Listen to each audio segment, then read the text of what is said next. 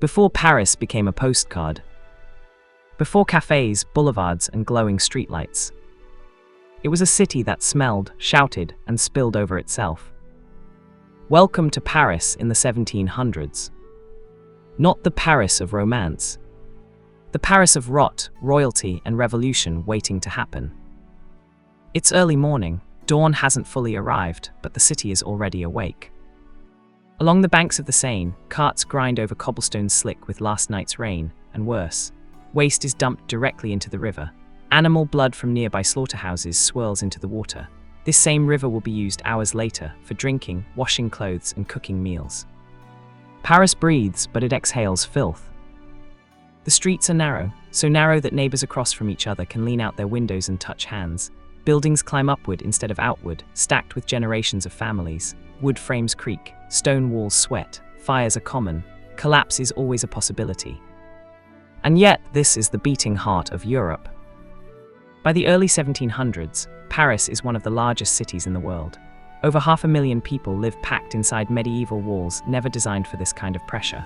Horses, carts, beggars, priests, prostitutes, nobles, and thieves all fight for the same few feet of space. There is no silence here. Only noise layered on noise. Church bells call the faithful. Vendors scream prices. Dogs bark. Arguments spill into the street. Someone is always coughing. Disease is everywhere but invisible. Cholera, smallpox, typhoid. No one knows why people get sick. They blame bad air, God's punishment, moral failure. Doctors bleed patients to balance humors. Barbers double as surgeons. Pain relief is a stick to bite down on. This is everyday life. And towering above it all, power. Not political power, not yet. Royal power.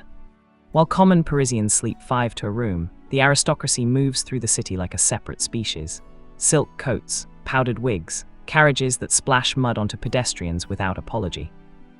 If you follow those carriages west, away from the overcrowded center, you reach wide avenues, fresh air, and estates designed to keep distance between the elite and everyone else.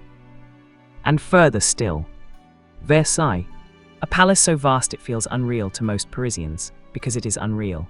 While bread prices rise and wages stall, the royal court consumes wealth at a speed that defies logic. Entire villages' taxes disappear into chandeliers, banquets, and fashion trends that change by the season. Most Parisians will never see the inside of it. But they feel its weight every day. Back in the city, night falls, and Paris becomes something else. Lanterns barely cut through the darkness. Shadows stretch long, crime spikes after sunset, pickpockets work crowds near taverns, gangs control alleyways, the police exist, but they are feared, not trusted. Prisons overflow, trials are fast, punishments are public. Executions draw crowds like festivals. People bring food, children sit on shoulders, a blade falls and the city watches. This is entertainment. This is justice. This is normal. Yet beneath the grime, beneath the fear, something new is forming. In cafes and salons, ideas circulate quietly. Dangerous ideas. Ideas about reason, equality, rights. People talk about kings as men, not gods. Books are passed hand to hand. Banned pamphlets move faster than the law can stop them. The city listens. The city remembers. Paris is no longer just surviving. It's thinking. And that, more than disease, more than crime, more than hunger, is what makes the 1700s Paris truly explosive. Because when a city this crowded starts to question who deserves power, history doesn't knock. It breaks the door down. By daylight, Paris survives. By routine. Most people wake before sunrise, not because they want to, but because the city demands it. Work begins early, and for many, it never truly ends.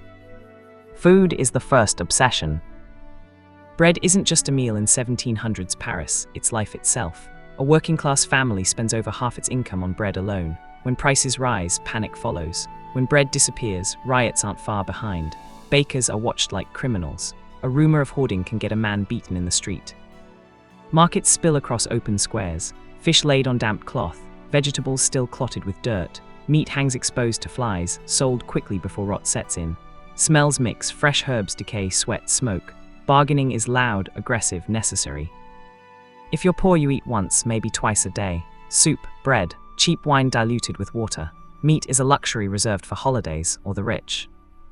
And the rich eat everything. Inside aristocratic homes, meals stretch for hours. Multiple courses, sugared desserts, imported spices. Excess is a performance. The table exists to show power, not satisfy hunger. Homes tell the same story. The poor live vertically 5, 6, 7 stories high. The higher you climb, the cheaper the rent. Attics are ovens in summer, freezers in winter. One room houses entire families. Privacy doesn't exist. Children sleep beside parents. Lodgers are taken in to offset rent. Disease spreads fast in close quarters. Water must be carried upstairs by hand. Waste is dumped into the street or cesspits beneath buildings. When those pits overflow, the smell leaks upward through the floors. Down below, aristocratic homes are wide, airy, spaced apart. Windows open onto courtyards. Servants sleep out of sight. Cleanliness is relative, but distance makes all the difference.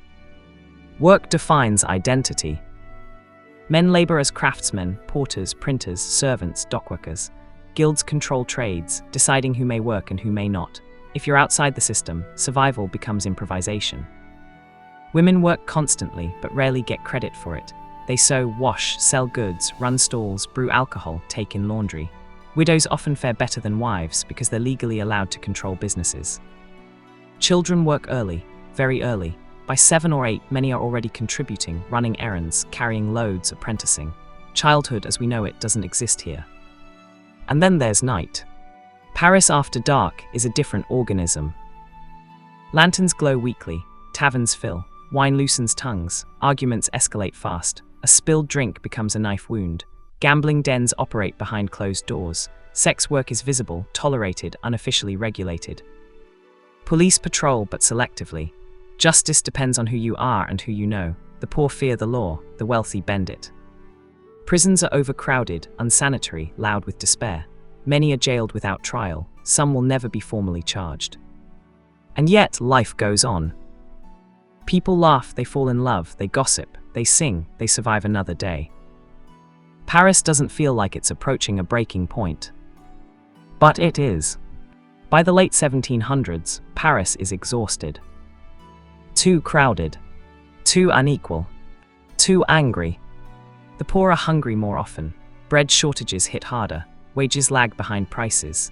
Meanwhile, royalty and nobility remain insulated, distant, untouchable. Ideas once whispered are now spoken aloud. That kings can be removed. That power belongs to the people. That suffering isn't destiny. The streets remember every slight, every execution, every empty stomach.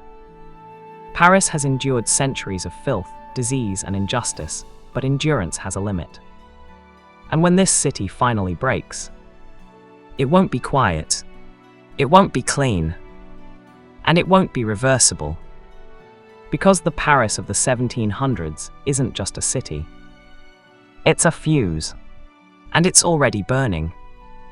If you enjoyed this cinematic walk through history, subscribe for more immersive tour into cities before they became legends, before the postcards, before the myths, when the streets told the truth. More cities, more centuries, more history you can feel.